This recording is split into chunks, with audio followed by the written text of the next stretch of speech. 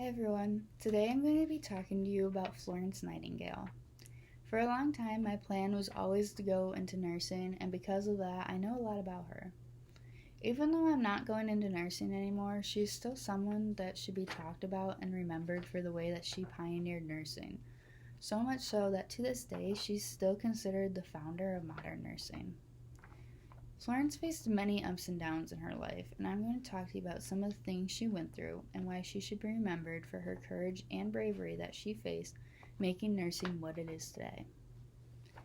Before I get into why Florence Nightingale is considered the pioneer of modern nursing, I want to give you all a bit of a background on who she actually is. She was born on May 12, 1820, in Florence, Italy, and she was the youngest of two children. Growing up, her family owned two homes, and she studied German, French, and Italian. According to MacDonald, she didn't get along very well with her family, but she mainly butted heads with her mother, who she was oftentimes said was too controlling.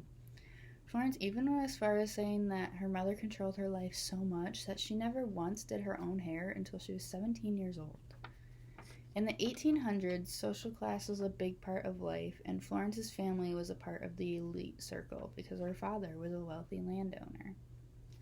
During her time, nursing was considered an inappropriate activity for women of her class to be doing, so when she told her family that's what she wanted to do, they all looked down on her for that. Even through all of this, she still felt as nursing was her true calling, and she would not let anything get in her way of doing this. She even went as far as to turn down a marriage proposal when she was 17 years old because she knew that nursing was her one true calling.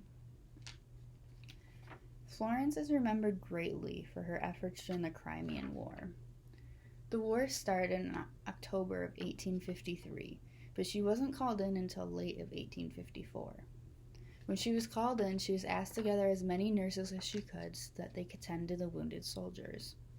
She ended up gathering about 38 nurses, and when they arrived, they noticed that the conditions were completely filthy and overpacked. Florence immediately knew that this would not do and began changing the way things were being done. Because of all the hard work that she put in to change the way things were being done and make it safer for the soldiers, mortality rate went down 2%. She gained the respect of everyone there and even earned the nickname Lady with the Lamp, because she would walk around tending the wards at night and tending to the soldiers that were there so that she could help them whenever she could. After she returned home from the war, the British government was so thankful for all her hard work that they gave her $250,000. With that money, she was finally able to open up the Nightingale Training School for Nurses. She even went on to write a book called Notes on Nursing and Notes on Hospitals that became the first textbook to ever be used. Her school marked the beginning of professional education for nursing. Florence Nightingale passed away peacefully in her sleep at the age of 90 on August 13, 1910. She is buried alongside with her family. Although she is no longer with us, her legacy lives on. In 1908, she was awarded the Merit of Honor by King Edward.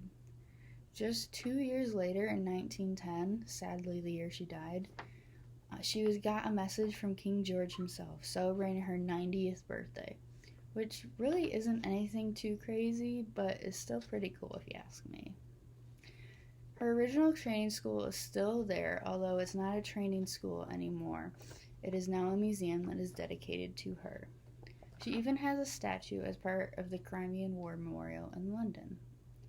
One of the things people most remember her by, though, is the Nightingale Pledge. The pledge was composed in 1983 by a few people right here in Detroit.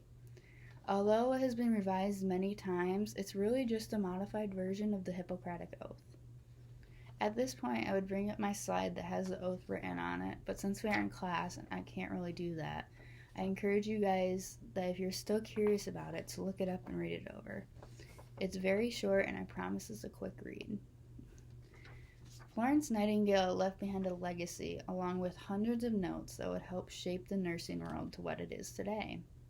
She faced many challenges during her time, but she didn't let any of them faze her because she knew that nursing was her one absolute true calling. Because of her, society's outlook on nursing has become one of the utmost respect and appreciation.